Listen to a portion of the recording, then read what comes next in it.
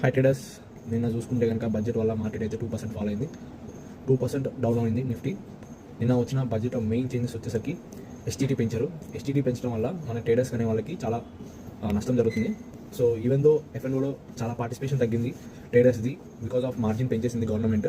But still మన government ఈ బడ్జెట్లో స్టాక్ మార్కెట్కి రిలేటెడ్గా ఏమైనా పాజిటివ్ న్యూస్ వస్తే మార్కెట్ పెరిగే ఛాన్సెస్ ఉండే ఎక్స్ట్రా డే వరకు. ఆ హోప్తోనే ఉండే మార్కెట్. బట్ అది గుడ్ న్యూస్ రాకుండా ఒక బ్యాడ్ న్యూస్ అయితే ఇచ్చింది. ఎస్టీటీ పెంచింది. ఎస్టీటీ పెంచడం వల్ల చాలా bad thing because of increasing of charges. ఇప్పటికే ఎఫ్ఎన్ఓలో ఛార్జెస్ ఎక్కువ ఉన్నాయి. దీంతోపాటు దీనివల్ల ఛార్జెస్ ఇంకా పెరుగుతున్నాయి. But those having big capital అనమాట వాళ్ళకి అంత ప్రాబ్లం ఉండదు. But those having less capital and doing option buying వాళ్ళకి ఎస్టీటీ అనేది కొంచెం ప్రాబ్లమే ఉంటుంది. ఫ్రమ్ హియర్ మార్కెట్ అనేది ఒక కొత్త వేలో ఉంటుంది. బికాస్ మొన్నటి వరకు బడ్జెట్ నుంచి ఒక గుడ్ అండ్ పాజిటివ్ న్యూస్ వస్తుందని నేను ఎక్స్పెక్ట్ చేసింది మార్కెట్. బట్ అలాంటి న్యూస్ ఏం లేదు బడ్జెట్లో. సో ఇక్కడ నుంచి మార్కెట్ అనేది తన స్ట్రెంత్ ఆర్ వీక్నెస్ నుంచే పైకి వెళ్తుంది, లేదా వీక్నెస్ వల్ల కిందకి వెళ్తుంది.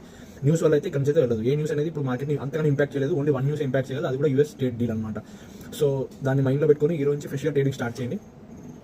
సో ఇక్కడ నుంచి మార్కెట్ పైకి వెళ్ళాలంటే నాకు బిగ్ న్యూస్ కావాలి. ఆ big news only big news వచ్చేసరికి యూఎస్ ట్రేడ్ డీల్. అంతకు మించి ఇక్కడ నుంచి మార్కెట్ పైకి తీసుకెళ్ళాలంటే చాలా కష్టమే. నన్ను అడగాలంటే ఇక్కడ నుంచి ఆల్ టైమ్ హై కొట్టాలంటే చాలా కష్టం.